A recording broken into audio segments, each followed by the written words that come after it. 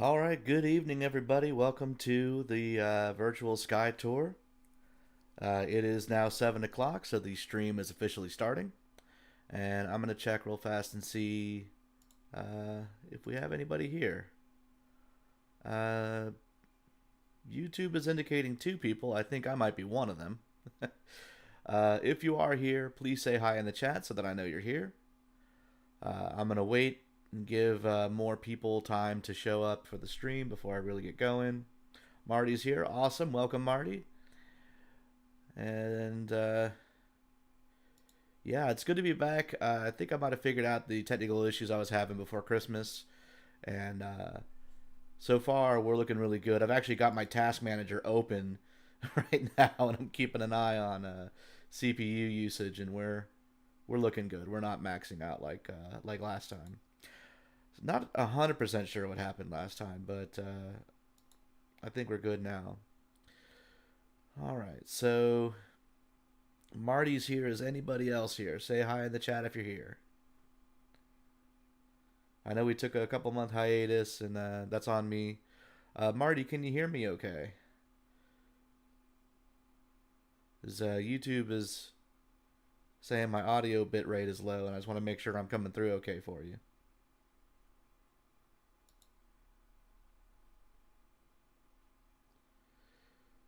And while I wait for the reply to that, I'm going to hop on Facebook and see if I can drum up some more people to come join the stream. Make sure everybody knows it's live.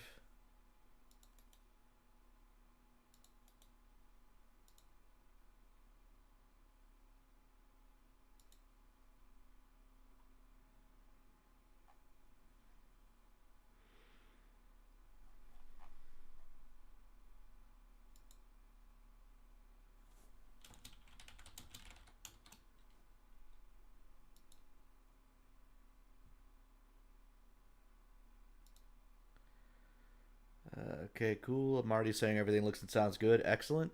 Hopefully, we don't just have Marty here. YouTube is indicating that at one point it looks like we had 4 people. So, again, if you are here, please say hi in the chat so I know that you're here. It's actually kind of hard for me to tell if we have people here. I want to make sure we have a few people before we really get going. Let me just post a couple other places real fast.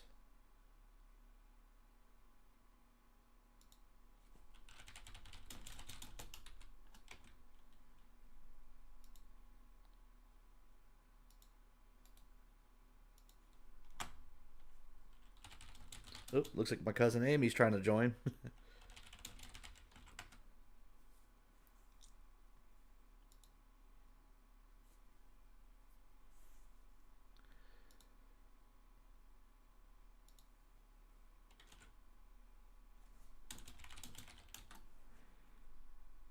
Okay.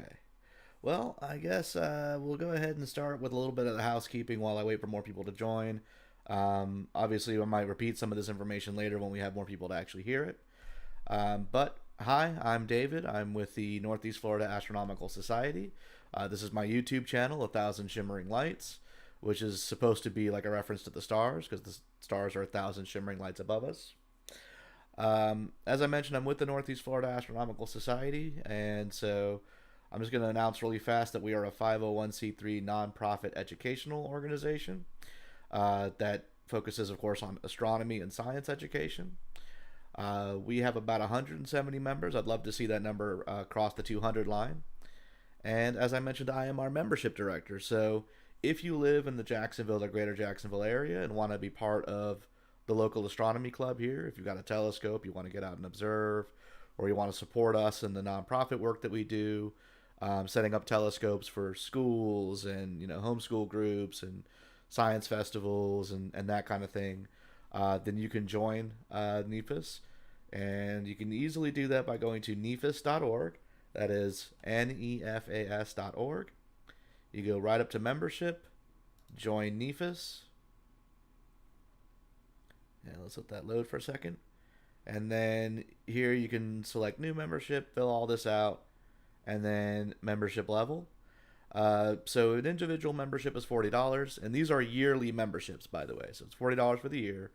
A family, which we consider to just be any two adults and whatever kids they happen to be in charge of, that's $50. But if you're a student or a senior, it's only $20.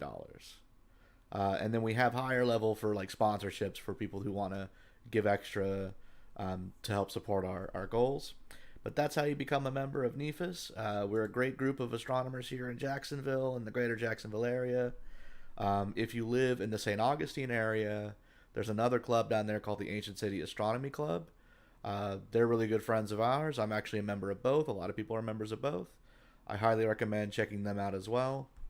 And yeah, if you don't live in the Jacksonville or St. Augustine area, like my cousin Amy, for example, who may be joining us tonight, who lives in Texas, and you are interested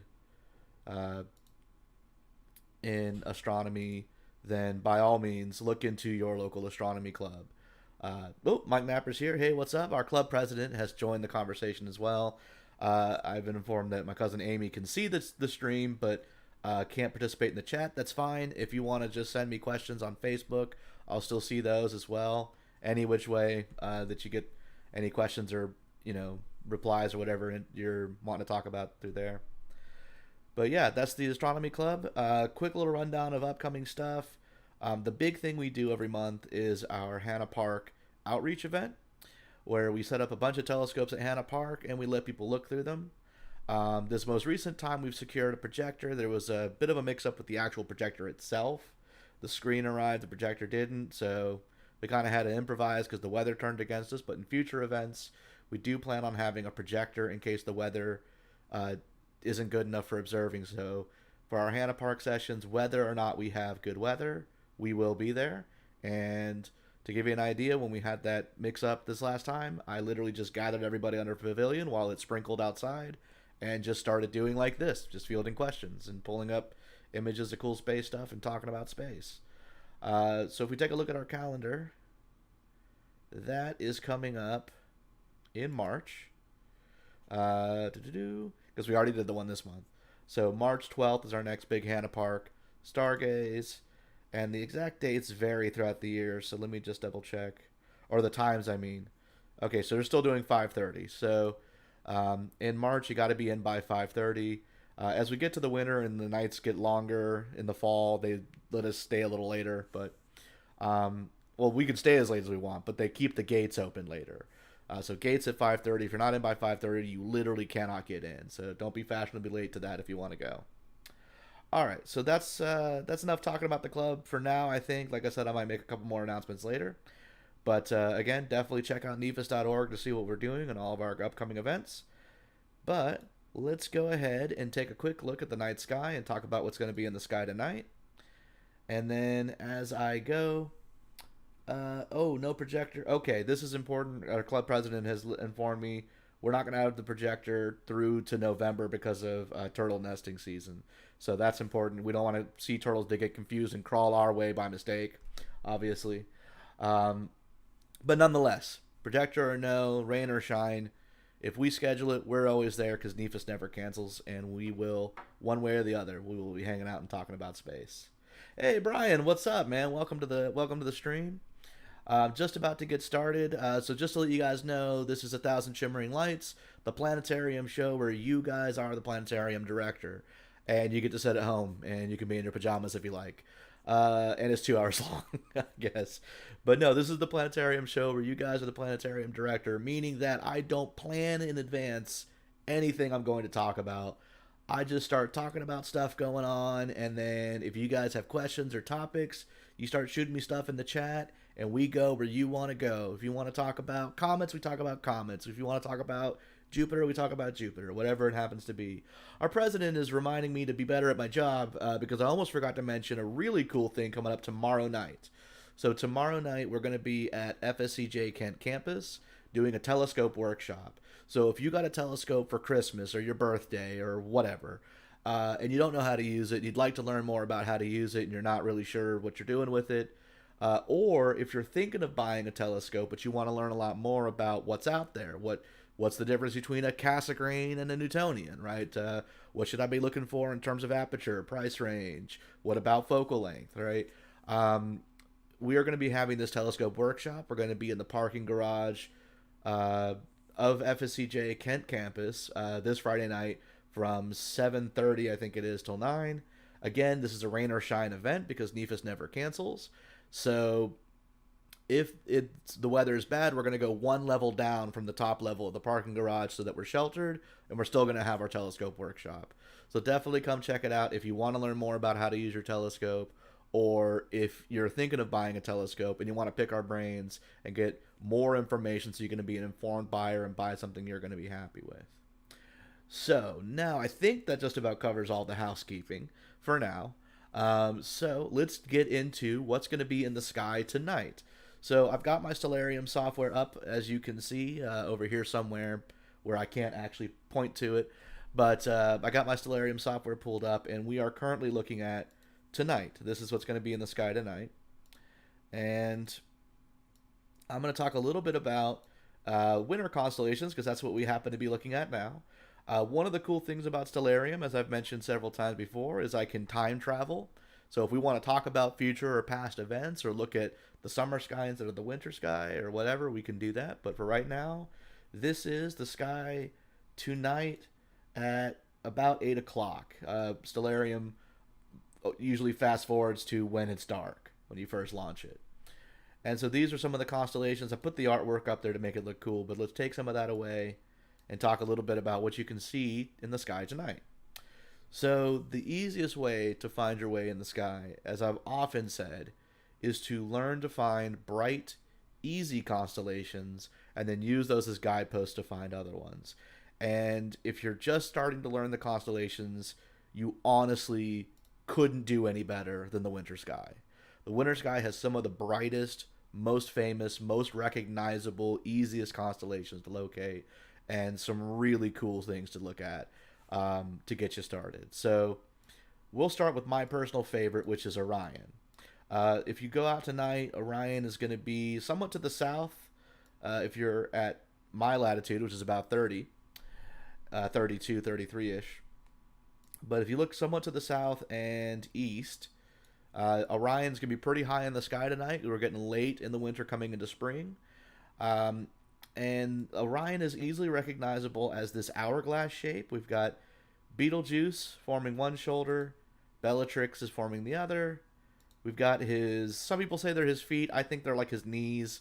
We have Saiph and Rigel. And then, of course, we have the famous belt. Alnitak. It's going to let me click on it. Let me zoom in a little bit. Alnitak, Alnilam, and Mintaka.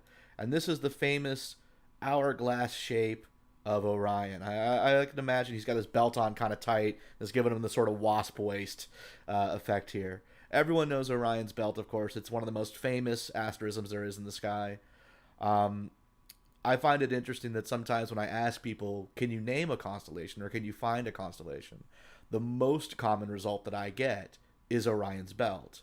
But the belt isn't actually the constellation. There's a whole constellation besides just the belt. The belt is, it's around his waist. So if we're looking at Orion, we can find his shoulders, his belt, his knees. Up here, there's these three stars right here, Mesa, and a couple of other ones here that are Phi, Orionis 1 and 2. This little cluster forms his head. And if we zoom in, there's actually a lot more going on here star-wise. So through a telescope, there's actually a whole star cluster there for Orion's head. Orion also has a couple of pieces of equipment with him. So if we've zoomed out a little bit, again, we have his shoulders, his belt, and his knees. If we look below the belt, there's three more stars right here, right? And these stars form a sword. If you imagine his sword is in the scabbard and it's hanging below his belt, where he can get to it, we have the stars 42 Orionis. We have a little surprise for here in a second, and the star down here. But if we zoom in, we see that the middle star of this belt is actually not just a star. It's this big blurry thing. And if I pull up my much better image here on Wikimedia Commons,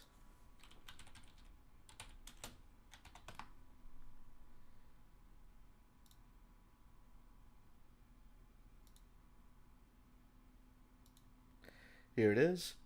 And I'm just going to... Ooh, wrong one. Just going to move this a little bit and make it a little easier to see. Sometimes we have to do that. So this image, and let's see here. I'm using this on Wikimedia Commons. I'm not sure where to find the attribution, so don't at me, but trying to go royalty free. This is an image of Messier 42, also called the Orion Nebula. That's a big cloud of gas and dust where new stars are being formed, and it's right there in the belt hanging from the constellation Orion. But I'm going to put that away for now because we're still doing a quick tour of the sky. Zooming back out again, Orion also has this chain of stars out here. You'll see some of these guys. They form like a big curve. Ooh, that's interesting. It simulated a meteor. Anyway, this big curve out here, a lot of times Orion is depicted holding a lion skin. In fact, that's kind of how they did him here in Stellarium. But I feel like that's just confusing him for Hercules. Orion is a hunter, so I always imagine that's his bow. That's just my thought on the thing. And then if we come out... I always have trouble finding which ones count. Okay, this star, these two went out to here. Again, traditionally he's depicted with a club, but again, that's sort of a confusion with Hercules. Hercules has a club. Hercules slew a lion. I always imagine that Orion is just reaching back for another arrow. That's how I sort of picture him in my head. Now, Orion is probably the easiest constellation to find in the wintertime. So it's a really great place to start, like I mentioned, if you're learning how to navigate the sky and learn where the constellations are. Real fast, Brian asked, how far away is it? I'm assuming you're referring to the Orion Nebula that I mentioned before. I'm not sure, but I can pull that up real fast. Let's see here. It is 1.34 plus or minus 20. That's a wide margin of error. Light years away. So it could be like 1 light year away or 20 light years away. Somewhere in that ballpark. Which is actually really close. And that's the reason why the Orion Nebula is such a popular target for astrophotographers to take images of, and for amateurs just looking through a telescope. You can just look through a telescope and see the structure and shape, which most nebulae are just difficult to see. The Orion Nebula is very big and very clear, and that is largely because it is so close to us in the galaxy. It is very, very close. And that actually does bring up an interesting topic that I will touch on since we're talking about the constellations. So here we see the constellation Orion, and it makes this picture of a hunter when we view it from the Earth. And some people have ascribed, especially with the zodiac constellations, which we'll see a couple of those in a second, that a lot of people ascribe special meaning to them and significance. But really, these are just patterns that we humans impose upon the sky. Because when we look at the sky, we can't tell how far anything is. It looks flat to us, right? Because all of the stars are so far away that they're all just dots. But to give you some idea, M42, the Orion Nebula, that is 20 to 21 light years away, according to my quick Google search. Betelgeuse, the right shoulder of Orion, oh my goodness, and we can look at it right here in Stellarium. Okay, turns out it's a much easier way to check how far away things are. This says 500 light years. The estimates vary from like 4 to 600. Betelgeuse is actually notoriously difficult to gauge its distance because it's a variable star and it's kind of an irregular variable, so it's not as easy to track how far away it is because of shifts in brightness and apparent size when viewed from the Earth, or just brightness.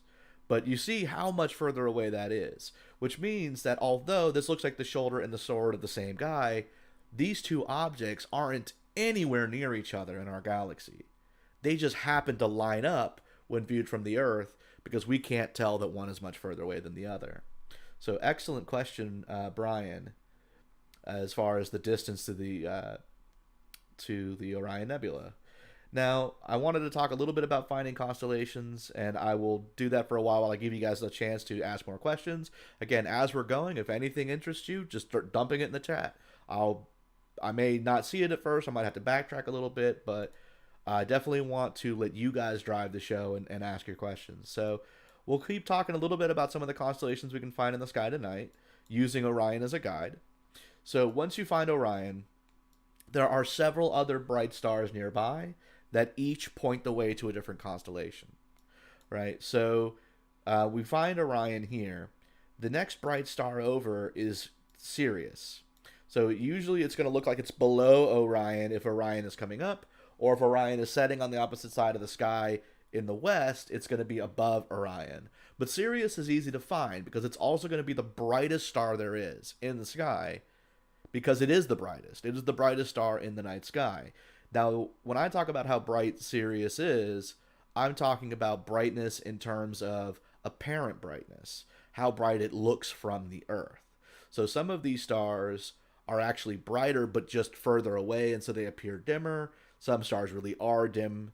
It just varies. So looking at Sirius, it's a decently bright star, don't get me wrong. It's one of those hot blue ones. But if you look, it's also only 9 light years away. So that's why Sirius is the brightest star in the sky. It's much, much, much closer to us. And I can show you guys another star or some other examples of stars that are brighter than Sirius but are further away and so appear dimmer. But once we find Sirius, we have found another constellation. So Sirius to Mearsam here, imagine the line there. Imagine a line connecting these 3 stars. That forms a head, right? Here's like the shoulder, the front paw. We go down through these stars to Wesen. That's like the hindquarters down the body. And then Adhara forms the rear paws, the hind paws.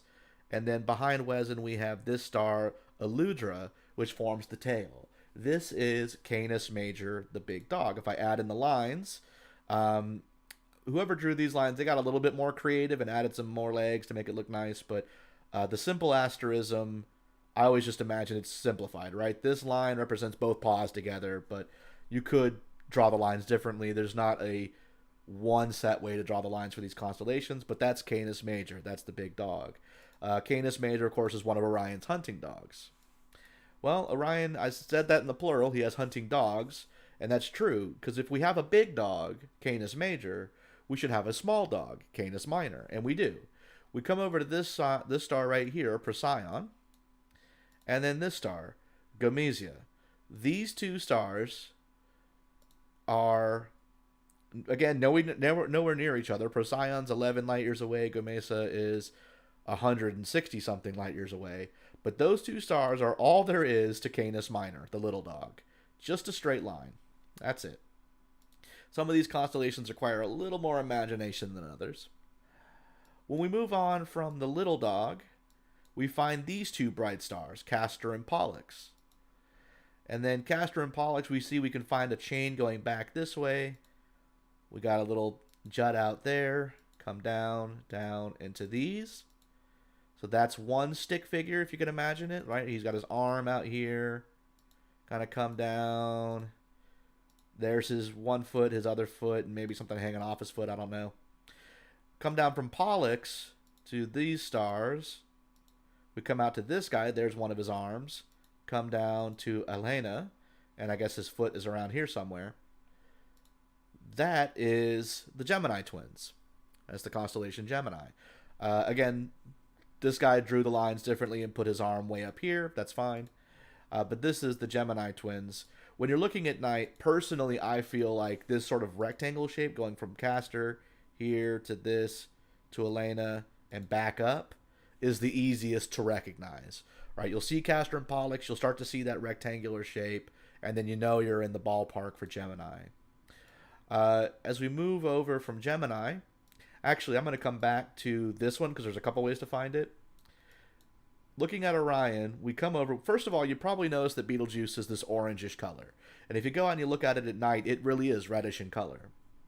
And that is because it's a red giant star. So when I give these talks in person, I like to throw the question to the audience and say, do you guys know what it means if you look up and a star is red? And the answer is that it's dying, right? Betelgeuse is a dying star. It's at the end of its life. It's swelled up and turned red. But they can be in that state for, centuries or millennia. So it's not dying a rapid death, but that's the stage it's in. Its main sequence life is over. It's in the red giant phase, and any day now it could go. Well, there's another star like that, and that's Aldebaran. All right, so we see Aldebaran, and then we see this V shape right here of these stars, right? That V shape is actually an open star cluster. Those stars really do live by each other. It's not just an illusion, except that Aldebaran is not a part of the cluster. That's a coincidence. So Aldebaran is about 66 light years away, but if I click these stars in the cluster, they're all at about 150, 160 light years away, because they actually are, as you look over here, if you can see this, they really are next to each other in space. Aldebaran is just sort of photobombing the cluster, but this V shape forms the face of Taurus the Bull, right? If we extend the V out, we hit Elnath from one end, and if we extend the V down the other way, we hit Zeta Tauri. I guess that one doesn't have a cool name. Those are the tips of the horns of the bull, because this is Taurus. This is Taurus the Bull. If we come down from the face to this star, we got some stars out here that kind of form. You can imagine like the front legs are there. And if we come back from here, we hit the Pleiades. And the Pleiades is, again, sort of the hindquarters of the bull. If I add in the lines, sort of abstracted, but you can kind of see where the bull is. If I add the artwork, you kind of get the idea, right? Have to use your imagination a little bit with these. But that is Taurus. That's Taurus the Bull. So from Orion, we've learned how to find the big dog, the little dog, and the bull, right? Canis Major, Canis Minor, and the bull. Now, if we go from Castor and Pollux and we look up, we hit this bright star called Capella. Or another way to get to it is if we find the tip of one of Taurus the Bull's horns, it is also actually it's part of both constellations. It's part of Taurus, and it's also part of this one. If I draw the lines, you see how they're both joined. So this loop of stars that you find that includes Capella and these three right here, that is Auriga the Charioteer. Now, traditionally, Auriga is a charioteer, but if you look at the artwork, he's also depicted as like a shepherd holding a goat. And Capella is actually derived from the Latin word for goat, and these three stars are often called the goat stars, or these two lesser ones are sometimes called the kids.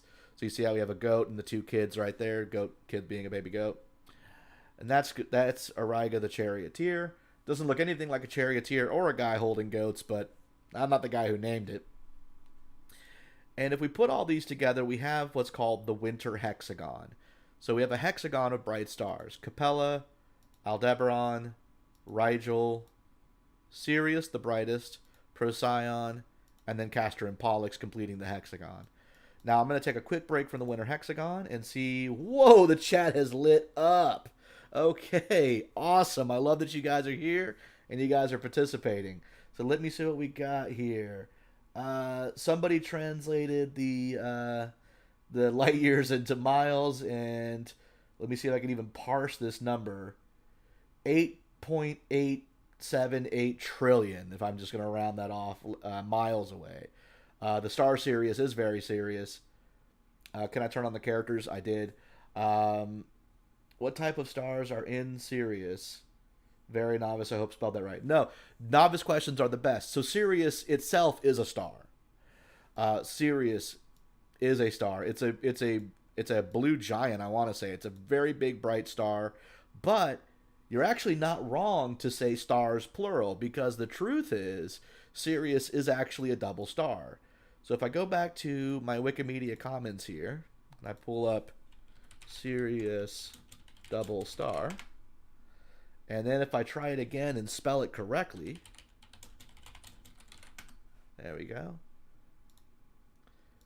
This is an image from Wikimedia Commons. It's from the Chandra X-ray thing. Let me bring it up for you guys. Chandra X-ray telescope. Here you can see that bright one in the middle is Sirius. Sirius, also sometimes called the dog star because it's in the constellation of the big dog. Well, if that's the dog star, what do you call the tiny little star that orbits around it? Of course, we call it the pup, right? So that's Sirius and Sirius A and Sirius B, but as we like to call them, the dog star and the pup. You can see this through an amateur telescope, and I have, but it is very difficult. It's a nice challenge for double star observing. And what that little guy is, it's a white dwarf. And we can talk a little bit about what that is, but it's basically the core of a dead star. A star somewhere between 1 to 8 times the size of the sun. When they die, they leave behind this chunk of glowing carbon that's not doing fusion. It's just so hot that it glows, and that's a white dwarf. And that's what's orbiting around Sirius A. Let me go back to the chat for more questions. Let's see here. All right, what type of star is Sirius, being a jokester? It's a blue giant. Yep, somebody took that question in the chat. That's James in our club, by the way. He's an amazing astrophotographer. In the intro, you saw that I had an image up by Chris. James does amazing work as well. I have to show you some of his stuff with his permission one of these days. With the distance away from Earth, is there a chance that some of these stars are already dead? That's an excellent question. I would point your attention to Betelgeuse. For all we know, Betelgeuse is 600 light years away, and it could literally pop any day now. And it may have. It may have already exploded at some point in the last 600 years, and it just hasn't been long enough for that light to get to us. Because as you've already noticed, when we talk about distances, we talk about it in terms of light years, which is the length, which is the distance that light travels in a year. Light does actually take time to travel that distance. So if I say that Betelgeuse is 600 light years away, that means that if I look at Betelgeuse through my telescope, I'm seeing what Betelgeuse looked like 600 years ago, not what it looks like tonight. Where, again, for all we know, it may not still be there. Now, some stars, like Sirius, is still in the main sequence part of its life, and it's very close. So, unless it went through the red giant phase and died really quickly, it's probably still there. But Betelgeuse and Aldebaran, some of these stars, they may well not still be there. And the further away you get, the more likely that is. And there are some really, really distant stars in distant galaxies where, based on our understanding of stellar life cycles, we know they're dead, right? Because there's no way we would still be seeing them, right? That the light traveled, if it took 1 billion light years away and that star has a, 20 million year lifespan, it's definitely gone, right? Let's see here. Have we ever caught the death of a star in recording or anything? M1. Okay, cool. And now I'm caught up with the chat, and I'm gonna take M1 from James. So yeah, James mentioned that M1 is a good example. So let's talk about M1. And M1 is actually something that I've already shown you where we need to look. So it's in Taurus. So if you remember, we find Orion, then we find Aldebaran. Now we're going to go to this star, Zeta Tauri, that I mentioned doesn't have an interesting name. It's the tip of one of Taurus's horns. If I zoom in a little bit here in the software, any day now, here we go. You'll see there's a little notation here for something called the Crab Nebula that's nearby. So I'm going to go ahead and bring up our visuals, and I'm going to look up Crab Nebula, also called M1. James called it M1. There's a list of objects called the Messier objects. There's 110 of them, and they're numbered 1 through 110. They're particularly bright, easy to find objects, good for amateur astronomers to go after. So here we go. This one was taken by the Hubble to properly attribute it. And there we go. So this guy, what you're looking at here is the shredded guts of a dead star. This is a star that would have been more than 8 times the mass of the sun. One of the big guys that dies a big, explosive, violent death in what we call a supernova. Now, the word supernova has nova as its root. And nova is Latin for new. So what is new? Well, in the Middle Ages, I think it was, some people noticed there was an extra star near Zeta Tauri, right? So they look up in the sky at night, and where Taurus's horns, there's a star there. There was a second star that wasn't there before. And people were calling it De Stella Nova, the new star in Latin. And Tycho Brahe wrote a book about it called De Stella Nova and a bunch of other astronomy stuff. And all this, it was kind of a big deal. It showed up, stuck around for a while. Chinese astronomers as well. There's Chinese records where they noted, there's this extra star here. We don't know what this is about. And then it went away. And there have been a few times that's happened in history. I think the Chinese found another one that the Europeans didn't know about further ago. But there have been a few of these supernova events where it looks like there's an extra star in the sky for a bit, and then it goes away. And those are actually cases where somebody has observed an exploding star. So this star, it looks like there's a star in the sky, right? But actually, it's just an explosion so far away that it just looks like a dot here from Earth, and then it goes away. Well, much, much later, an astronomer named Charles Messier was looking in this piece of sky trying to find a comet, and he thought he found one because he found a blurry thing, and comets are blurry. But it didn't move after he observed it night after night, and he figured out, it's not a comet, and it became the first of a list of objects that aren't comets for other comet hunters not to bother looking at. And that's why this one's Messier 1. This is the first one. Like I said, he made a catalog of 110 things that aren't comets, so that other comet hunters didn't get confused. And we now know that what these actually are things like galaxies, nebulae, star clusters, really cool stuff. And this one happens to be the Crab Nebula, which is this shredded leftover remnant of an exploded star. Somebody posted gibberish in the chat. I'm not sure what that is, but thank you for joining us tonight. And I'm not sure what you're trying to ask, but welcome to the stream. Okay, it looks like I'm all caught up with the chat, so I'm going to get back to talking a little bit more about what's in the sky. And actually, why don't we stay on the subject of supernovae, since that's what came up. So let's talk a little bit about what a supernova is. Basically, when stars form, right, during a star's life, what's actually happening inside the star to cause it to glow and give off heat and light is that the immense weight of all that mass, because stars are enormous, their own weight crushing in on them through the force of gravity causes them to have immense heat and pressure in the core. And that heat and pressure in the core is enough to actually allow for nuclear fusion, right? For hydrogen atoms to get smashed together and crushed together and fused to form helium atoms, helium nuclei. And so the star takes hydrogen and converts it into helium, and that reaction gives off heat and light. And this goes on for the lifespan of a star. When a star runs out of hydrogen fuel in the core, because fusion's only happening in the deepest parts, I should mention. Most of the star is hot hydrogen, but it's not hot enough to fuse. So it's just happening in the core. When the core runs out of hydrogen, it stops producing that energy. The reaction begins to slow down, and the star, basically there's two forces at war in a star. Its own weight is trying to make it implode all the time, and that fusion reaction is trying to blow it up all the time. But the equilibrium between the two makes the star a stable shape. Some stars are called variables. They swell and go down in a regular thing, but still stable.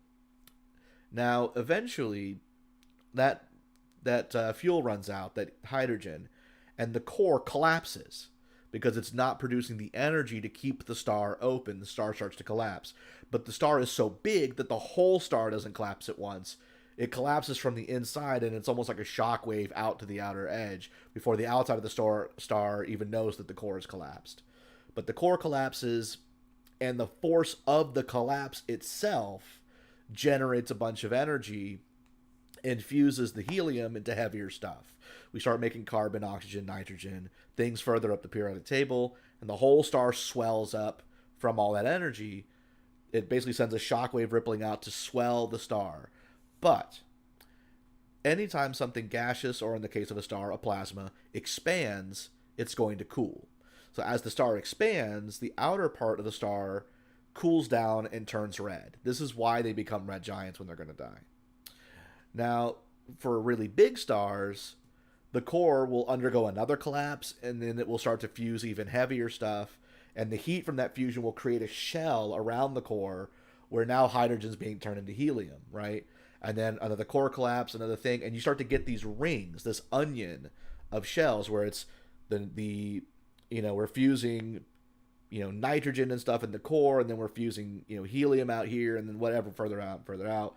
And this happens over and over again, and how far it goes depends on the mass of the star. Eventually, in the very core, you get all these shells that are making all this stuff, and the core starts making iron.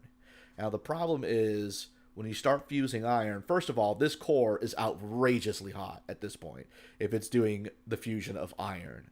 But the problem is that the reaction that results in iron doesn't give back energy.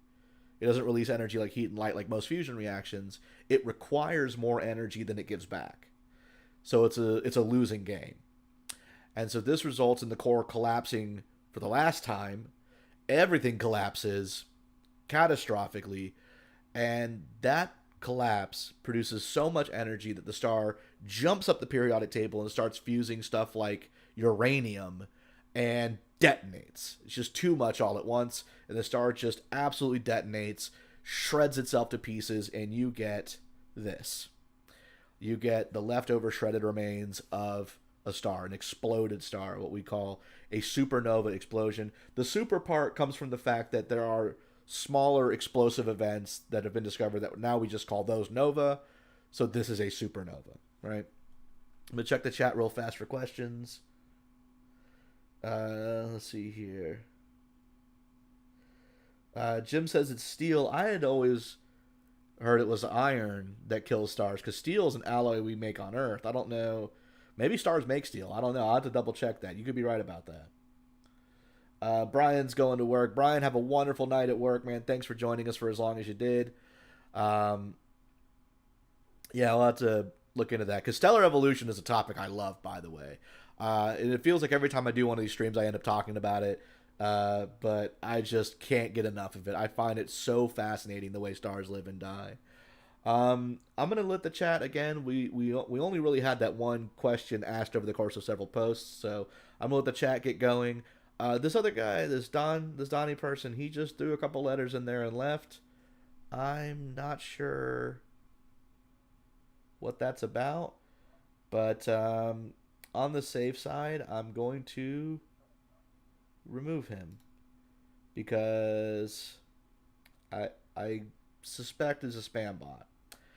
Anyway, we'll see if that becomes a problem. So while I wait for more questions, let's just get back to the night sky.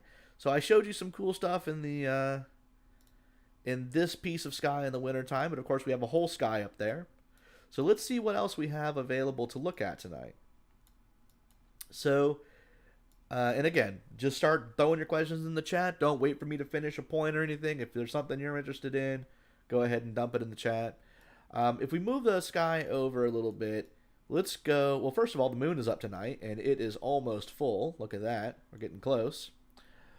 So let's move over to the north and talk about, I think this is like second place probably, or maybe it's a toss-up for first place for most people's favorite constellation, between the Orion constellation, and everyone telling me Orion's Belt, Orion's Belt.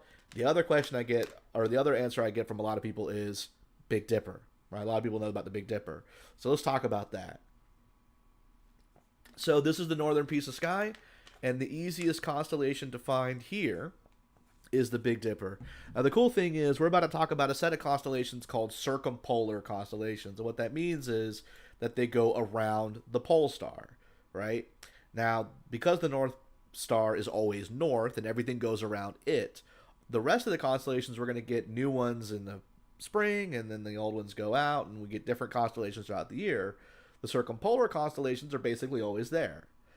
They may sometimes be in a bad position, but they're there. And so these are constellations you can actually find year-round. So the easiest circumpolar constellation to find is Ursa Major, but you know it better as the Big Dipper. So it's these stars right here. Now, one thing I didn't mention before that I want to point out real fast is this software that I'm using. First of all, this is called Stellarium Web. It's free. You can pull it up in your browser and play around. It's great. And like all good planetarium software and star chart software, it represents the size, or represents the brightness of a star by the size of the dot. So you see that the Big Dipper is made up of all big dots. These are all really bright stars, right? So we've got right here, we've got the bucket. They all have names, of course. All the big bright ones do. We got Dubhe, Merak, Fecta, I'm not sure how you say that, Megrez, Alioth, Mizar, and Mizar actually has a second star really close to it named Alcor, right there, and Alcade, right? That is the Big Dipper we're all familiar with. Now, the Big Dipper is actually not an official constellation. It's what's called an asterism, which just means that it's a pattern of stars that's recognizable but isn't one of the official constellations. It is part of a constellation, though. It's actually part of a constellation called Ursa Major. If I throw up the lines, you'll see the familiar Dipper shape, but you'll also see that we can come back to here, out to these two stars. We can extend from the Dipper out to here and here to complete the body. We've got a head here, and then we come out to another couple of stars. So these are the legs, head, body, and long tail of Ursa Major, the Big Bear. All right? And then a trick we can use once we've found the Big Dipper is if we take the edge of the bowl, right? Oh, and you know what? I got to check Facebook because I told my cousin Amy she could, oh, you live in Oklahoma, right. Also, I told her she could message me on Facebook. I didn't check, but no questions yet. So you're just enjoying the show, and I love it. And I misspoke. She's not in Texas. She's in Oklahoma. All right. So taking the edge of the bowl, Merak to Dubhe, we can shoot right through those and hit the first bright star we see, and that's Polaris. Now, since Amy is joining us, I have to tell this story. When I went to visit family in Oklahoma, they live out where it's nice and dark, and Oklahoma's big sky country, and the light pollution and regular pollution are really low out there. Honestly, the air was phenomenal. I'm stuffed up today, and I wish I had Oklahoma air. And every night was stunning out there. So every night out there while I'm visiting family, I couldn't help being like, "Ooh, look, it's Orion. Look at this. Look at that." I'm pointing stuff out to people. And was hanging out with Amy and others and pointing things out. And I showed them how to find the North Star, pointing out Polaris. And she said, "Wow, it's not really very bright." And I said, "Yeah, well, it's a common misconception that the North Star is the brightest star. In reality, it's only the 43rd brightest. It only barely makes the top 50. What makes Polaris so famous is just that it's always north.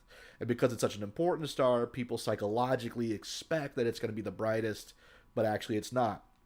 Well, for the rest of that vacation, the rest of the time I was there, I say vacation, I was visiting family, it was a funeral, a family matter, but for the rest of the time I was there, everywhere I went, I overheard Amy saying, "Did you know the North Star isn't the brightest star in the sky?" "Yeah, Dave told me it's the 43rd brightest." And that became like the fun fact of the whole time we were out there. So now whenever I think of the North Star, I think of her running around telling everybody that it's not the brightest. But that's cool, right? I love that. When you learn something new and you're excited and you want to tell people, believe me, I get that. I get that feeling. But once you found Polaris, you'll find this chain of stars here, here, here, and then this square shape. What this is the Little Dipper that we're all familiar with. It also happens to be all the same stars of the Little Bear, Ursa Minor. There we go, Little Bear. And just checking real fast to see.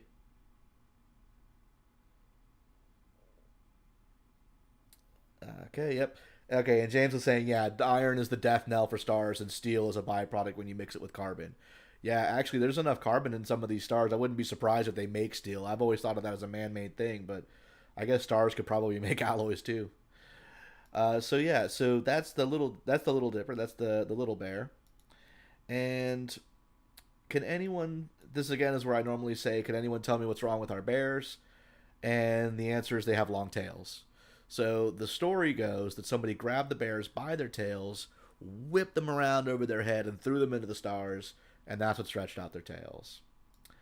Other circumpolar constellations, Cassiopeia is a big one. So if I take away all the lines and everything, you'll see that Cassiopeia is so easy to find. Big M in the sky. One leg of the M is stretched out. Depending on where it is, sometimes it looks like an M, sometimes it looks like a W. It's supposed to be a woman chilling on a throne. It's up to you whether you think it looks like a woman. And traditionally, she's upside down. She angered the gods, and they put her in the sky upside down. But really, depending on where she is, she's right side up half the time. But this is Cassiopeia. It's a really easy constellation to find. A lot of these constellations that I'm showing you guys right now are the big, bright, obvious ones. They're really good ones to start off learning, and then you could get into stuff like Camelopardalis, which Gosh, it's right here. Look at how dim all those stars are. You'll never find it. But these brighter guys, I mean, even if you live somewhere light polluted, even if you live in an urban area, these are easy constellations to find. So they're really good to start off with. And this is going to sound weird, but I actually recommend starting off under light polluted conditions because there's less distraction, right? If you're trying to find Orion, if you're in a light polluted area, when you get out, Orion's gonna be the only darn thing you see in the sky, right? Everything else, other than some bits of Canis Major and these bright constellations I mentioned, but like all these faint stars you see in here, they're all gonna be gone, right? The first time I got out to the dark sky location that we use in the club, which we call the swamp, it's real dark out there, out in the middle of the woods. I had a hard time finding the constellations I was used to because I was used to not having to find them just lost in a sea of stars. So finding them under light polluted conditions actually makes it a little easier for some of these bright guys. So as I was saying, Cassiopeia, another really bright constellation, this big M shape. And then once we find Cassiopeia, that's kind of it for bright circumpolar constellations. There are other circumpolars like Camelopardalis and Cepheus, but they're a little bit fainter, and I'm kind of keeping it light right now, unless anyone has a question about it when they want to dive deeper into constellations, we can do that. Let me know in the chat. But once we find Cassiopeia, we can find another seasonal constellation, which is Andromeda. So if you see this bright star here, Merak, you can find it by taking the big part of the M of Cassiopeia, shoot through that like an arrow through a bow, and you hit Merak. And then we can come down to Alpheratz. That's actually the beginning. Up to Merak. There's 3 stars here. Oop, come back to that guy in a second. We come up and there's some more stars here and here and here. That is the constellation Andromeda. If I add the lines, there we go. If I add the artwork, isn't she beautiful? Andromeda is the princess of Ethiopia from Greek mythology. She's the daughter of Cassiopeia, and she was chained to a rock to appease a sea monster so it wouldn't destroy her home. And she was rescued by Perseus, who's actually also in this piece of sky. If we find Cassiopeia, right, the big M, and we take the stretched out part of the M and we go across, we see this chain of stars here, and then it sort of splits off down one path and down this other path, like this, right? And down to these guys. So that it almost looks like this shape. That is the constellation Perseus. That's the hero, the Greek hero who killed Medusa. And if you look, there's Medusa's head right there in the artwork. If I add the lines, this is kind of what we're working with Perseus. And so these are some more constellations. These are, again, these are more seasonal. So you'll get those in, I want to say like winter to like spring, right? Early spring. Let me check the chat real fast. Yeah, Jim saying you can get lost in the sky in the swamp. Absolutely. All right. Oh, you know what? My dad's saying the same thing. He's on, but he doesn't know how to chat. That's fine, Dad. You can ping me on Facebook if you got a question. I'll be checking it periodically. Sounds like we got a few people that aren't sure how to do the chat. Actually, I'll explain it. So if you have a Google account, like if you don't have a Google account, you can always go to YouTube and watch YouTube videos. If you're signed into your Google account, then when you go to YouTube, you're signed into your Google account on YouTube. And the chat feature will appear there. So in the chat, the people's names that are appearing there, those are their Google account names. And then you'll notice a lot of people, if you can see the chat, you'll notice a lot of people's symbol is just a letter in a circle. That's like your default on Google. Yeah, there's Chris. Chris says the swamp rocks. It absolutely does. But yeah, so that's like the default. And then, of course, Chris has changed his icon to Jupiter. I've changed mine to my sketch of the Veil Nebula. I forget if it's the east or west part of it. Another example, by the way, of the leftover remnants of a destroyed star. It looks like a big ring, but it's because it's dissipated somewhat, unlike the Crab Nebula. But yeah, so that's how you participate in the chat. You have to sign into Google. So if you have a Gmail account and you're signed in and you go to YouTube, then you're signed into YouTube. Also, that's Richard. So we have two astrophotographers who also surf. And every time I see your name, Astro Surf Wheel, I can't remember which surfer you are that's an astrophotographer. But Richard, I should remember that the wheel part is because your name. But Richard, your last name, which I won't say because we're on YouTube. But Richard is another phenomenal astrophotographer. Hey, there we go. I think that's my dad that just signed in. Welcome aboard. Uh, but yeah, he's another astrophotographer who does incredible stuff. Richard does really good shots of the planets.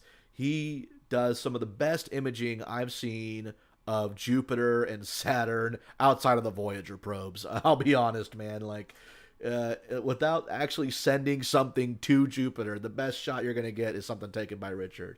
Just like you can see like the moon's casting the shadow on the planet. Just incredible stuff. Just to brag about you a little bit there, Richard. While I wait for people to hop on and ask some questions and we're hanging out off topic, I guess I'll go off topic real fast to mention I got a new tattoo. And it's on topic because it is a space tattoo. There it is. It is the Apollo spacecraft. That's how we got to the moon, right? It's the mothership and lander docked together. This picture was taken while it was still fresh and still healing. It is still healing, but fairly fresh. I can't really show it to the camera. The angle's kind of bad, but I have to really, I don't know how I could do this, but there it is. So, I don't know. That's cool. Thought you guys might get a kick out of that. And it's my show, right? I can talk about my tattoo if I want to. It's my show. I'm running this thing. All right. So does anybody have any questions about anything astronomy related while we're hanging out tonight? Checking Facebook. Don't have any pings or anything on Facebook. Okay. Well, without any questions, like I said, ideally, I want to hear from you guys, right? I want to talk about the things you want to talk about because I don't plan these ahead of time, right? Every time I do this, who knows? We'll be talking about something different. Who knows, right? So if you look at the titles of my previous streams, that's just because that's what we talked about that night. So tell you what, since we have a big audience now that we didn't have before, I'm going to redo some of the announcements from the beginning of the video, now that there's more people to hear them, while I wait for more questions in the chat. If you're watching this later, after the stream, because some people do watch them later, then I'm sorry, bro. This might be the part where you skip the ads. But I'm just going to really quickly bring up that I am with an astronomy club called the Northeast Florida Astronomical Society. Boom, there's our website. I'm going to move that and shrink it and put that in a better position. Right? I'm with the Astronomy Club. If you want to learn more about what we do, you can always email me at membership@nefas.org. I love getting emails from people, even if it's about the stream. Actually, I'd like to hear about the stream too. But, or did I point the wrong direction? I don't know. But the other thing is you can always join our club if you live in the greater Jacksonville area and you're interested in astronomy. You can always go to nefas.org, membership, join Nefas. We'll pull that up real fast and talk about our yearly rates. You can even renew your membership here. Oh my goodness, it's so convenient. Use PayPal to pay. It's awesome. Individual membership, $40 a year. And by the way, Dad, your membership's up for renewal. Student and senior memberships are only $20. So if you have a student ID or you're over 50, Dad, then you can get it for $20. That's $20 a year. A family membership, which we consider any two adults and whatever kids they happen to be in charge of, that is $50. And then we have benefactor and corporate for people who just want to sponsor the club, that extra sort of level, and just let us know that they love what we do, I guess. And yeah, it's a yearly membership. We do all kinds of outreach events. We go to schools. We do homeschooling events. We have our monthly meetings where we have guest speakers and that kind of thing. We have a telescope loaner program, which I will just show you really fast. I don't know why I typed Google. I was clearly already on Google. Orion XT6. Okay. This right here. And here's a guy standing next to... Oh, well, I don't know if I have permission to use that image. Whatever. This is the Orion XT6. This is a 6-inch Newtonian telescope. Our club has 5 of them. They are all named after astronomers. We have Galileo, Kepler, Copernicus, Tycho, and we have one named Dr. Nelson Corby because he passed away and his wife donated his telescope to us very generously. So, of course, we named that one after him. These telescopes belong to our club. We also have additional telescopes. Some are even a little bit bigger than this for more experienced observers. Here's the thing. If you are a member of NEFIS, you can check out one of these telescopes for a month and bring it back like a library book. While I'm here, I don't know what this is, but this is clearly some kind of hobby killer. What just can't... I'm sorry, guys. I have to take a look. Do not buy this. Whatever this is, do not buy that telescope. Oh man, that I've seen some hobby. Oh, look at that one too. I have seen some hobby killers in my day, but that is a hobby slayer. Anyway, off topic. We have these loaner telescopes for our club members. It's another perk of membership, monthly newsletter, and we're also part of the Astronomical League. And with that, I think I've just about wrapped up the housekeeping. I just want to really quickly say, if you live in the Jacksonville area, we got some events coming up that you may be interested in. Tomorrow night, starting at 7:30, we are going to be at the FS and going to 9 or 9:30. We're going to be at the FSCJ Kent campus in the parking garage. We're going to try and be up at the top of the parking garage, but if the weather is bad, we'll go down one level so that we're covered. Either way, we'll be there, and we're going to do a telescope workshop. So if you got a new telescope for Christmas or your birthday, or because someone just really likes you, or you bought it for yourself or whatever, and you don't know how to use it, you'd like to understand it better and have someone show you the ropes, that's what we're going to be doing. We're going to be having a telescope workshop. Or if you don't want to buy that hobby killer and you want to learn more about what to buy so that you don't buy a brightly colored Fisher-Price telescope or something from a brand whose name rhymes with Rational Cleopatra, come join us on the roof or up there in the parking garage and ask us about telescopes. So it's a workshop to learn how to use your telescope. It's a workshop to learn more about telescopes, what to look for, what to buy, and be a better informed buyer if you're thinking about purchasing a telescope. Or if you want to just come hang out and help us help other people with telescopes, right? Come be a part of it. All right, so that's the housekeeping. I'm going to check the chat again real fast and just see if we got any questions while that's going on. Cool, Cindy, my old boss, and a great all-around great person. She's in the chat. That's awesome. Yeah, that says if we discount his rate anymore, I'm gonna pay him to join the club.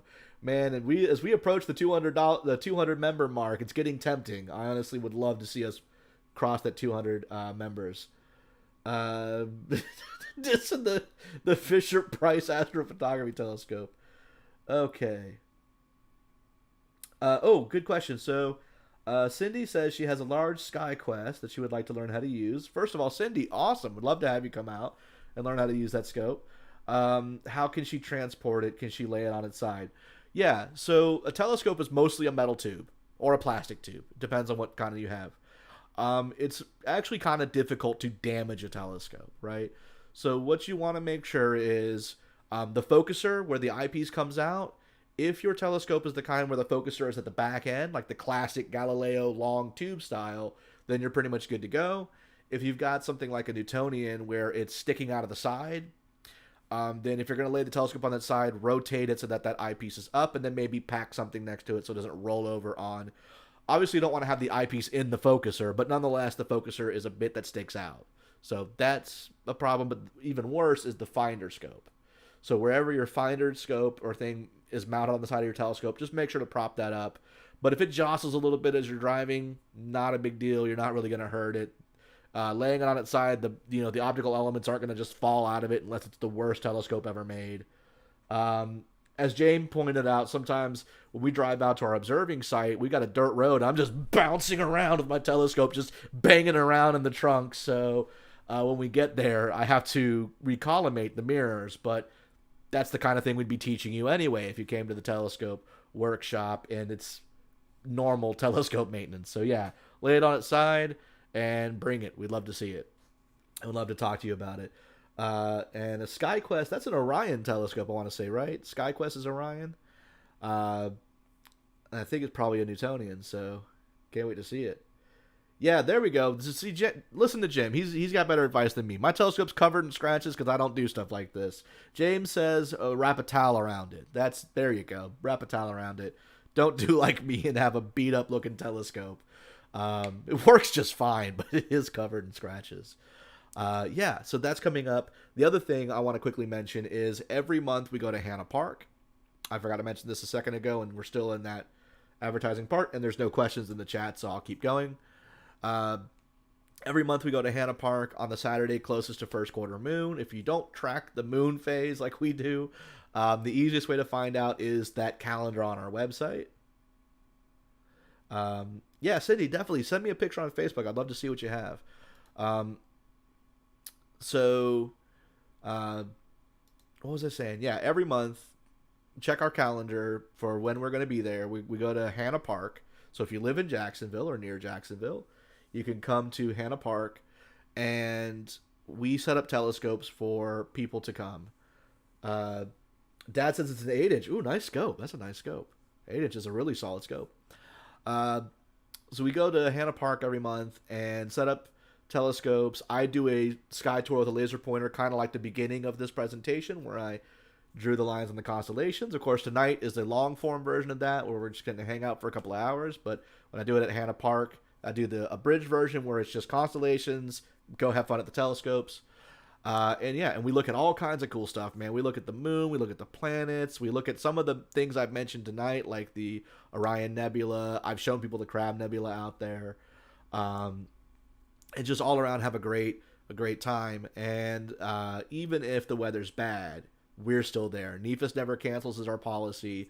Our host might cancel. We had an event that we had to reschedule because the host didn't want to do it. But NEFIS never cancels. If we say we're going to be there, we're there. And even if the weather's bad, we're going to go under the shelters that we have out there, and we're going to still talk about space. We did it last time. It was drizzling, and we took a lantern so people could see me, plopped it in the middle of the shelter, gathered everybody around, and just started doing this, fielding questions. So yeah, it's a great time, and I highly recommend you come on out.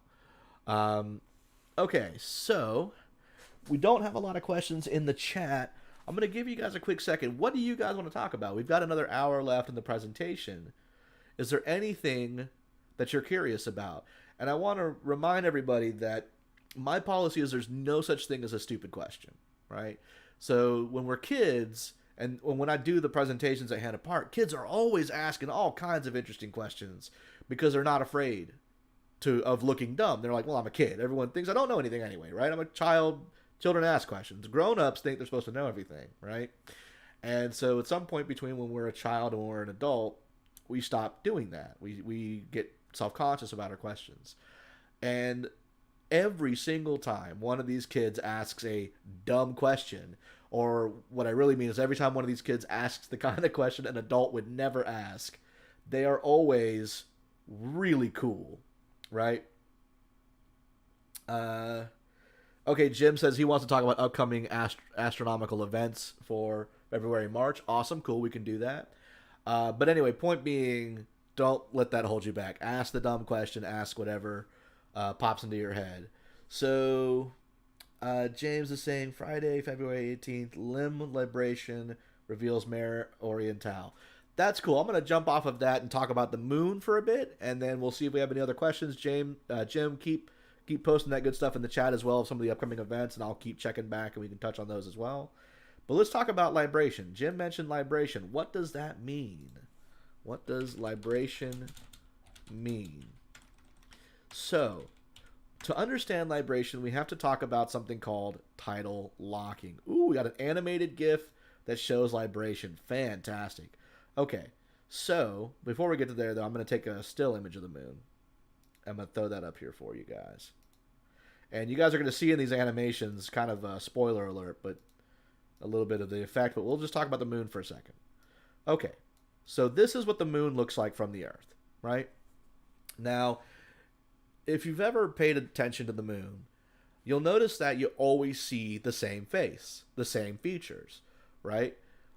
So the man in the moon, woman in the moon, all these dark patches, it's always the same pattern of, hit my pop filter there.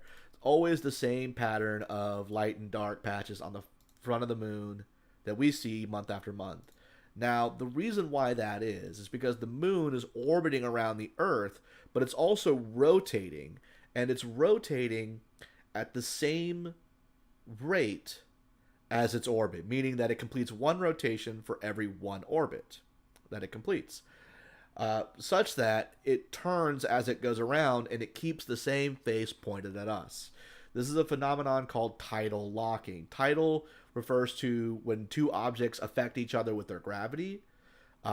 We call that tidal forces, and of course the tides of the ocean are caused by tidal forces. The moon pulls the tides, pulls the water and causes the tides. Well, the Earth's gravitational pull on the moon affects its rotational speed, because as the moon is orbiting, if it was spinning faster than its orbit, then as it spins, if we pick any arbitrary point on the moon's surface, it comes around like this and starts moving away from the Earth as the spin happens. So Earth's gravity is going to act against that and almost act like a form of friction on the rotation of the moon as it goes. If it was rotating slower than its orbit, then from our perspective, a point would seem to go the other way, and the Earth's gravity again would almost act like a friction against that rotation, would pull it and speed it up a little bit. Now, this process takes a really, really long time. So for much of Earth's history, the moon did spin as it orbited the Earth. But this gravitational friction type of thing did eventually slow down the moon's rotation. But then once it got locked, once it's always showing the same face to us, then it didn't slow it down anymore, because then it's resisted on the other side. And it ends up stabilizing it so that the moon is always showing the same face to the Earth, right? Okay, so that means we always see the same features on the face of the moon. But the moon's orbit isn't a perfectly neat circle.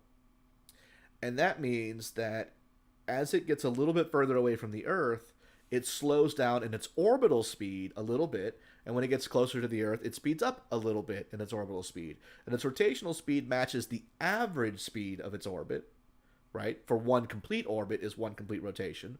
But sometimes it's moving a little bit slower or a little bit faster in the orbit, meaning that sometimes it's over-rotating slightly or under-rotating slightly from the perspective of the Earth, which means that for every time the moon completes an orbit, from our perspective, it does this. A little bit, a very slight wobble like that allows it, or I should use the back of my hand, probably looks more like a round moon. That slight wobble is what we call libration. And now I'm going to pull up an animation that shows what this libration looks like over the course of a full month. So, of course, as we go through a month, we see all the phases of the moon. So we see the moon going through all the phases. But look how it wobbles slightly from the perspective of the Earth, right? So this is tracking it through the month of September 2005. These are actual, it looks kind of digital. I don't know if these are photographs, but you see how it's wobbling slightly. So when it's doing that, you see that when the wobble comes around, we get a little bit more on one side than we normally see, and then on the other side. So what Jim was talking about with upcoming events is tomorrow night, the libration of the moon is actually going to show us a feature that normally isn't visible unless the moon is doing that. Well, the moon is always doing that, but basically its libration is going to show us a feature that you can't see except for this window of opportunity. And that feature is Mare, which one did you say it was? Mare Orientale. Yeah, and Richard says he still sees the woman. Yeah, I'm going to show you the woman in the moon. The woman in the moon is my favorite lunar feature. People talk about the man in the moon. Rubbish. The woman in the moon looks exactly like a woman. Once you've seen her, you can't unsee her. She's Betty Rubble, man. All right, so... or like Wilma Flintstone. Yeah, maybe she's more like Wilma Flintstone, but with dark hair. But anyway, so this libration event is going to reveal Mare Orientale. Since Richard brought it up, let's talk about the woman in the moon. Let me see if I could find a Wikimedia Commons image that highlights where she is. No, we're just getting a whole bunch of pictures of old-timey... I don't know what all this is. Also, I think I just realized that we're still... No, we're not. Good. Okay. Because there was some stuff I didn't mean to put up on the stream, because that's not what I'm looking for. Okay, I'm just going to go to Google, and whoever's image I pull up, sorry you're not on Wikimedia Commons. Sorry I'm not properly attributing you. But,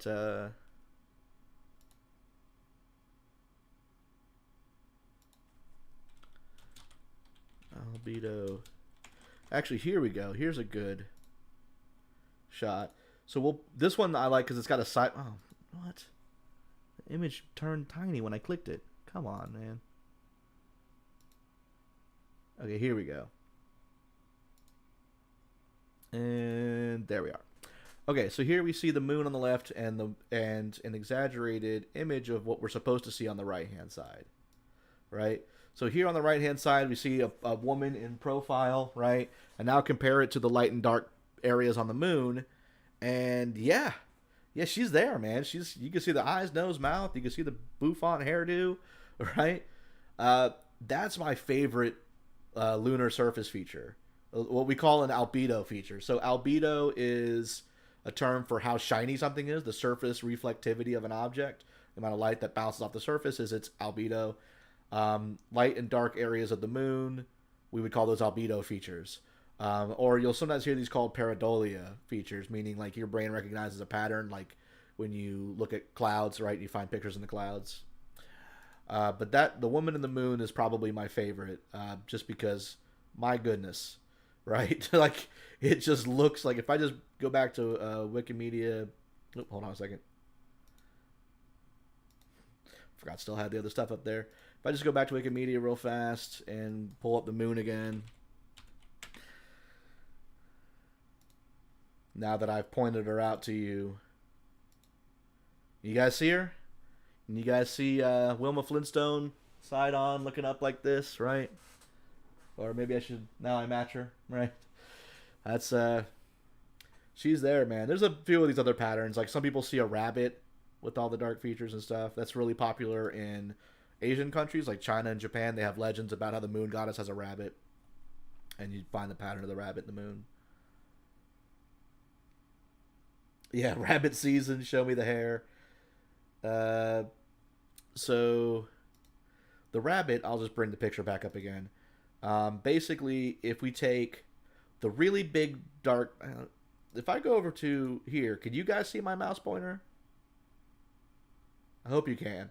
The big dark patch up here, mare imbrium, that's like the body of the rabbit. There's a little bit more of the body back here, maybe like his fluffy tail. His hind legs are on the right-hand side of the moon. We come to the left, down here in Mare Vaporum, next to this big, huge crater. We have like the front paws. His head is really big, and then this really thin guy coming across the top is supposed to be like the rabbit's ears. If you guys were able to see what I was indicating there. And okay, cool. Jim says yes. You guys can see my mouse pointer. Awesome. So you guys can see that is the rabbit in the moon. And sure, let's go through all of them. The man in the moon, I think, is really boring. These two are eyes. That kind of looks like a mouth. And I don't know. It vaguely looks like a face if you are prone to seeing faces. It's not nearly as impressive as the woman in the moon.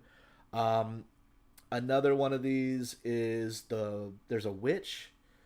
And this right here, which I think is the Sea of Tranquility, has a little doink coming off of it, like this. So you can picture that's like a witch's hat, right? There's a witch there. And then if this part of the moon is in shadow, right, where you can't see the bunny's face, replace the bunny with a cow, but all the same stuff, and that's the cow jumping over the moon. All right, there's a few of these that people find. All right, do we have any questions in the chat about anything other than finding rabbits in the moon? I'll give you guys a second to think of what you want to talk about. Ooh, okay. Cindy sent me the pictures of her telescope. Yeah, that's a nice telescope. Definitely. Yeah, so Cindy, you have the 8-inch version of the one I was talking about that our club has for people to check out. We have the 6-inch version for club members. You've got the 8-inch version. Very nice telescope. All right, so why don't we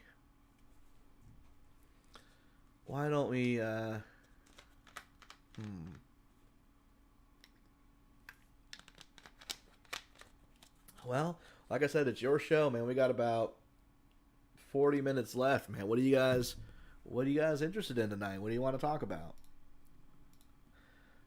Jim was talking about some upcoming events for February and March. Wait, astronaut feeding a poodle. Hold up, I'm bringing a picture back up again. I did not see. Maybe it was several pictures ago. I'm not sure. But I did not see an astronaut feeding a poodle. Okay, so what are some other events? Let me Google real fast and see what some upcoming events this month. What have we got? Wrong window. Okay. Upcoming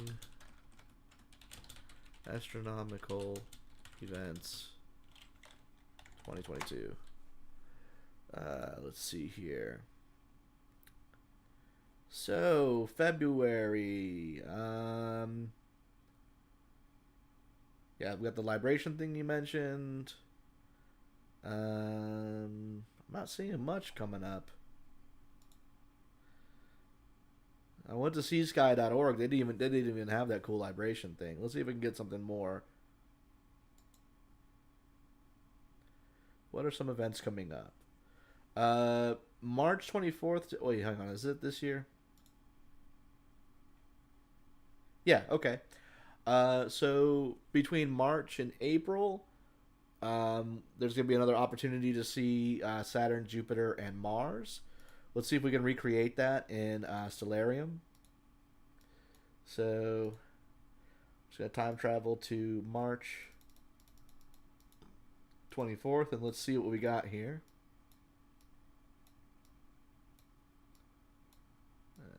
Alright.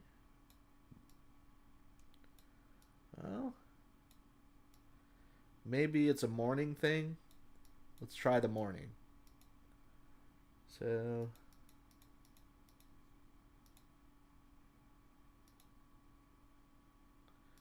Okay, early morning.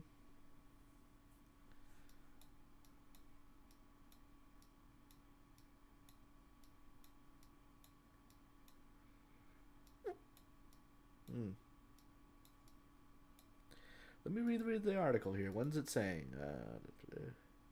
Just before the sun rises. Okay. So let's try just before sunrise.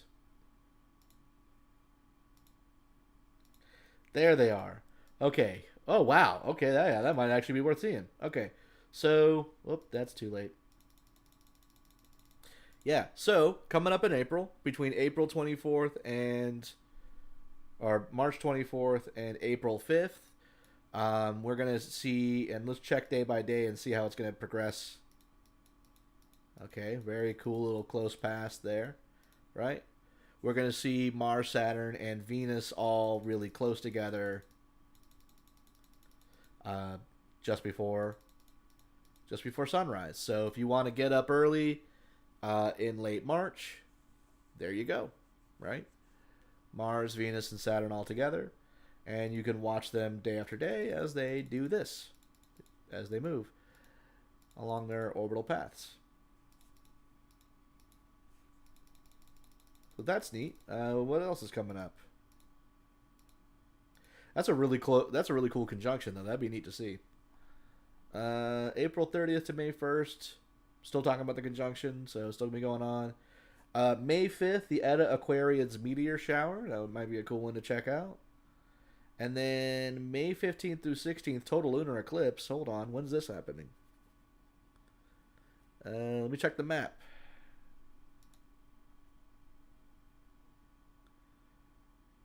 Okay.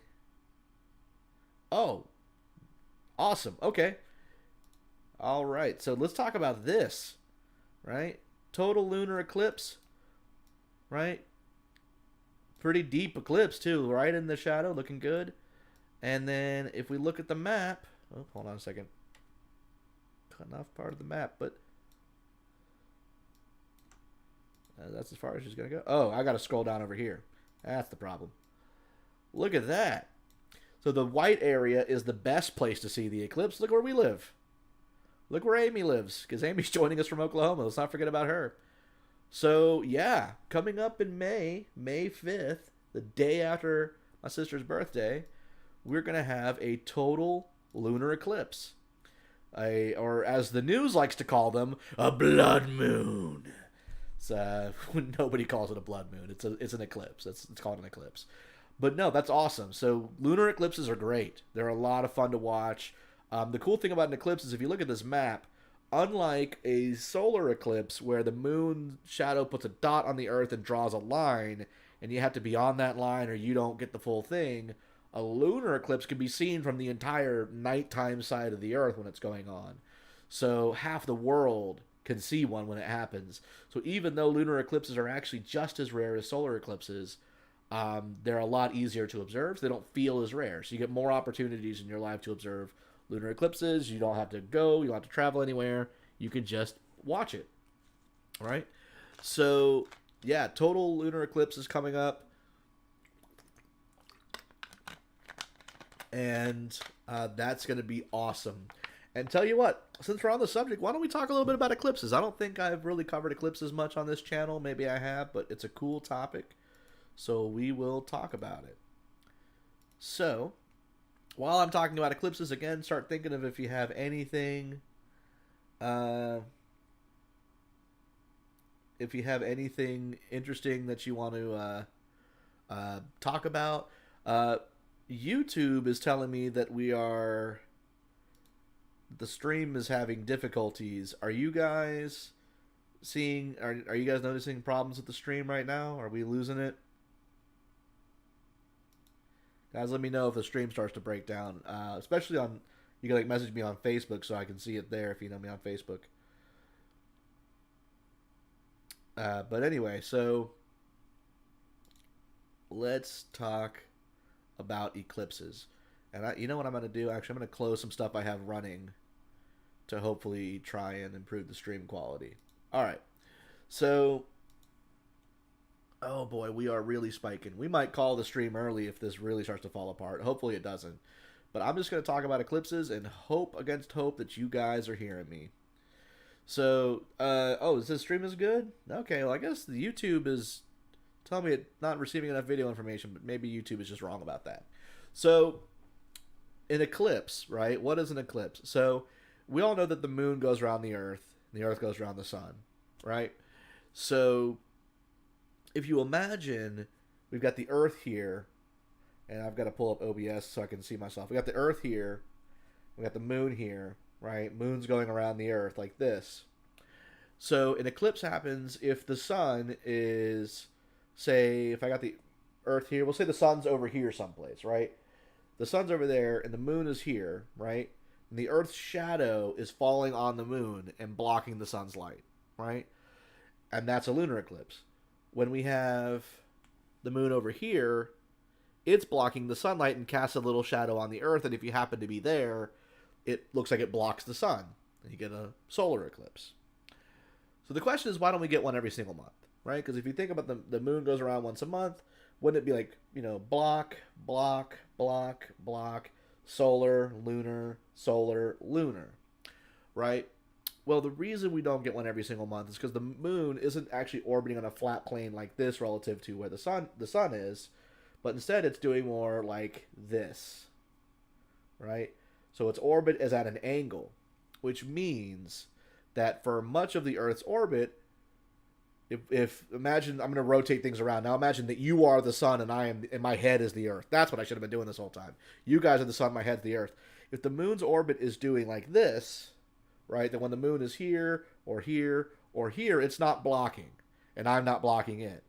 It's only when we get around to where the moon comes down across like this, now that's a solar eclipse, lunar eclipse, right? So those places where the moon dips below or above the Earth relative to where the sun is, we call those nodes. We have an ascending node, we have a descending node. When the node is lined up with the sun, that's when we get an eclipse. So if we imagine the moon's orbit as an oval, slightly tilted, going around the sun like this, we get 2 opportunities every year where the nodes line up and we can have eclipses. So that's why you get about 2 solar and 2 lunar a year. Oh, but actually, hold on. But not only does the node have to line up, this is right, the moon also has to be crossing that node. Because you can have the node in the right place, but the moon is elsewhere in the orbit, right? So that's why eclipses don't happen as often. And I should actually look up what the actual rate is, because it's definitely not twice a year. That was wrong. But this is why eclipses don't happen all the time. And a lot of people get confused about the phases of the moon. I've had people ask me what's the difference between a lunar eclipse and a new moon, right? This goes back into there are no dumb questions. That's a perfectly valid question. What is the difference between an eclipse and a new moon? Well, when the moon is new, it's because the sun's behind it, right, lighting it up from the back, and so the front of the moon is not illuminated where we can see it. So that's a new moon. An eclipse, the sun would be lighting the moon up from the front. An eclipse should be a full moon, but the Earth gets in the way and blocks the sun's light, right? So a new moon actually happens at the opposite end of the phase. So in fact, solar eclipses always happen during new moon, because that's when the sun would be behind the moon relative to us. And lunar eclipses always happen during full moon. So you have to have a new moon or a full moon at the node when the node is pointed in that line with the sun. When those things happen at the same time, that's when you get an eclipse. Now, what happens during a lunar eclipse when the moon passes into the Earth's shadow is it's not entirely devoid of light, right? It doesn't go completely black, because the moon is far enough away from the Earth that the Earth's shadow begins to diffuse, right? If you shine a really, really, really bright light on an object and project its shadow far enough, it starts to blur. You guys have probably seen that. Earth's shadow has two parts, an umbra and a penumbra.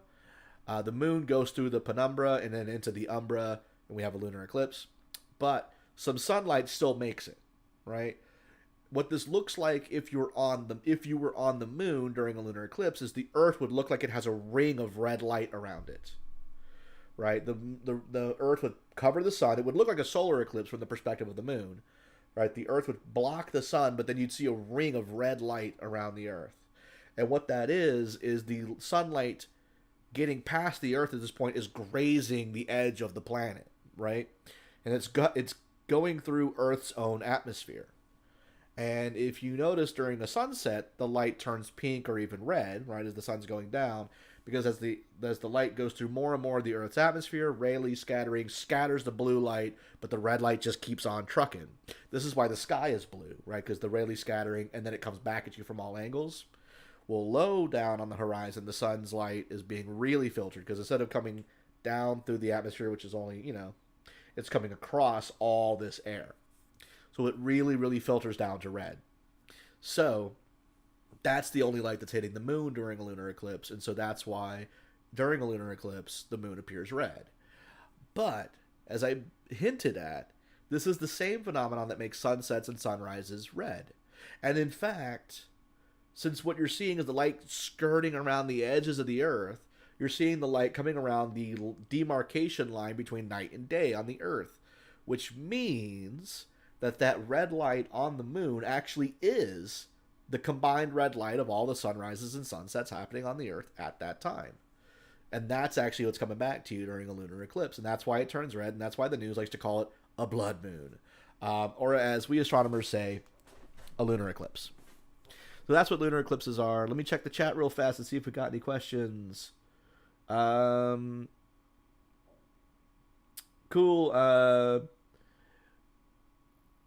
Hearing and seeing me loud and clear. Awesome. Cool.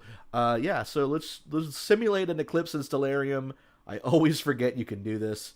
So that was May 5th, we said. All right, let's go to around midnight. Eclipses tend to happen around midnight. Well, no, I guess not. But midnight's a good time to view one. If you imagine like the Earth and the moon is directly opposite the sun, well, what's the dead center of the nighttime part of the Earth? Well, it's midnight, right? So I'm actually going to go to like 10 or 8 o'clock. We'll start there. We'll move forward. And let's go to May 5th. 5. Cool. All right. So it's 8 o'clock. Let's find the moon. Here's the moon.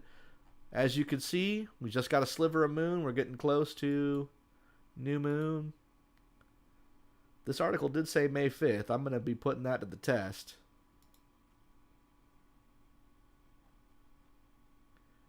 Oh, sorry. May 16th. May 16th. Okay. Don't know where I got the 5th from. 16th. Here we go. Now, where did my moon go? Okay, we lost the moon. Oh, because it's a new moon, right? I'm going to search for it real fast. Moon. Yeah, the moon.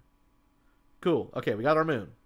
So we're going to start to time travel a little bit. Boop. Boop. There we go. Doop. All right. And let's see. When was the article saying...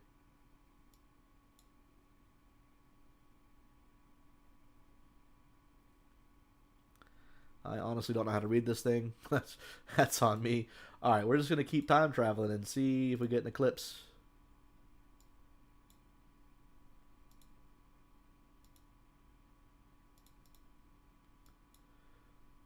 All right, so...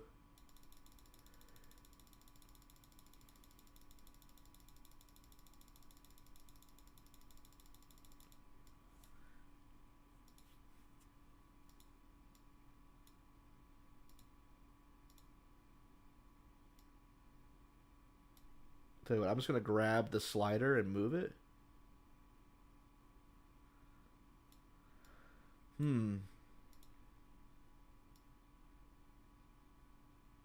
Oh, you know what I think it is? Because midnight on the 16th. Okay.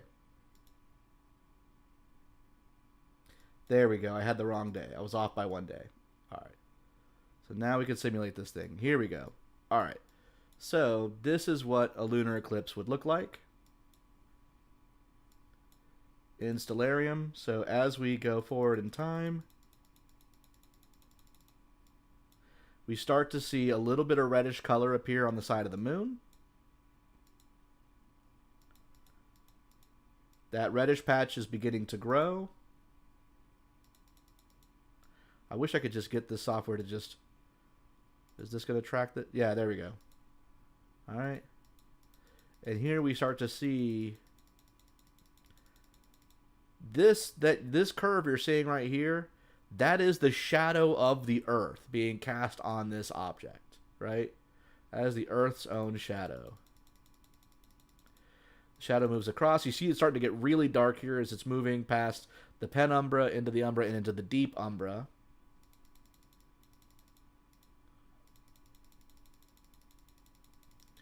That color really begins to fill in. And you'll notice this dark patch is skirting across the top. The moon rarely goes dead into the shadow of the Earth. It's the umbra is big enough that the moon has some room in there to still give us a total without going straight through the dead center, right? And if we look at the actual map, or the chart here, for what we're going to be expecting in this eclipse, you see how it goes to the bottom half of Earth's umbra in this particular case. Umbra is just the Latin word for shadow, right? But then, as we go through here, you see the darkest part of Earth's shadow kind of going across the top, and then it's beginning to leave the umbra and light starts to return. And there we go, and it's out of the Earth's shadow, and that's the eclipse done, right? So that's what a lunar eclipse looks like if you've never had a chance to observe one. They are very easy to observe. Yeah, Richard corrected me there because, yeah, I was doing 16 to 17. It's 15 to 16. That one was my mistake. Some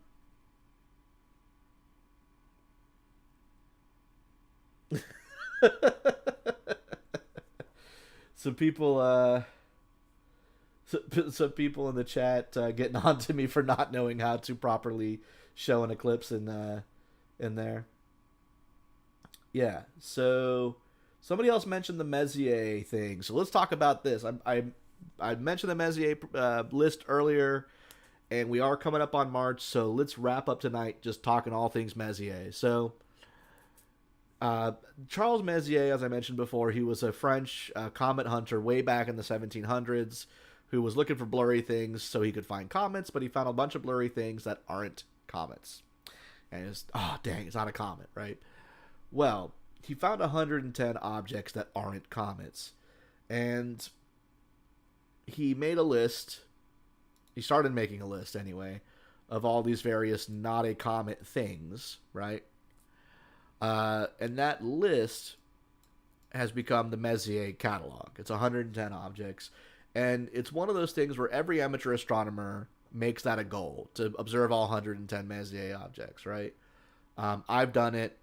A lot of us have done it. So, and you usually observe them throughout the year, right? But because of where he was observing and what he was observing and the way they happened to be distributed across the sky, and because of the fact that when we talk about a constellation being more of a winter constellation, we're talking about like during good observing hours. If you start as soon as the sun goes down and you stop observing when the sun comes up and you stop seeing stars, you can actually cover a really big chunk of the available constellations just doing that. And it turns out that in March and April, there's a window of opportunity where it becomes possible to do that and see all 110 Messier objects in a single night. And so we call that event a Messier Marathon. And this year's Messier Marathon dates, who wants to post them in the chat? What are the ideal Messier Marathon dates this year? Or I'll just Google them real fast. Let's see here.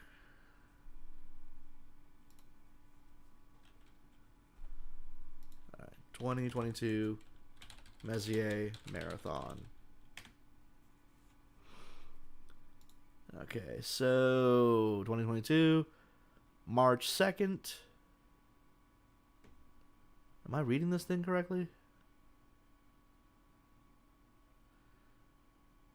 The primary weekend is April 2nd. The secondary weekend is March 5th. If you want to go for it on the weekend. April is, I guess, looking a little bit better this year. So let's try April 2nd in the software, right? So here's the idea of what you're doing. So April 2nd, and we will definitely go to right here. All right. So when it starts looking like this, right? The sun is just starting to set, right? We'll let the sun get a little lower. As soon as you start getting stars, you start looking, right? Because what you want to do is start hitting Messier objects before they set with the sun, right? So we've got M42 right here that we talked about before, M42 and 43, which is... Am I looking at the wrong place? No, I'm not looking at the wrong place. Which is here in Orion, right? A little hard to see. Maybe if I fast forward a little bit, it becomes more visible. But, you know, you're looking here, you're trying to find the Orion Nebula, you're trying to find, you know, all the various objects, and you start working your way across the sky. But, of course, as you're doing that, time continues to pass. And so you got the Pleiades, that's actually M45, and you work your way all the way across to the eastern part of the sky. And it takes a while to see, and you're every object, you're like, okay, I got it, mark off the list, got it, mark off the list. And you eventually, by the time you hit like midnight-ish, Virgo should be just rising. Let's see, where's Virgo? There's Arcturus. Why am I struggling to find Virgo? Here it is. So Virgo's up here, and Leo's up here. Now, between Virgo and Leo, if I zoom in, Markarian's chain, that's literally 11 of the Messier objects right there. They're all bunched together. I'll zoom in on them for you. Boom, boom, boom, boom, boom, boom, boom, boom. Or actually, they're not all Messiers, but you see some of them here. All right, look at all of these galaxies, right? So this takes you a while, right? And then you have to wait for the whole sky to move. You get to take a nice break around Virgo. And then you just keep going and going and going and going. And as the sun is coming up, right, just before the sun is coming up, when it's just starting to get light out and you're struggling to get them all, you should be grabbing some of the last objects on your list over in this part of the sky, right? So that is what we call a Messier Marathon. And so this year, the Messier Marathon will be coming up, and a lot of people in the club are going to try and get out and observe that. So that's something else to look forward to as well. Let's see here. I'm actually kind of. I haven't been feeling great today. I'm thinking about calling it early. Does anybody have any other questions before I go ahead and call it?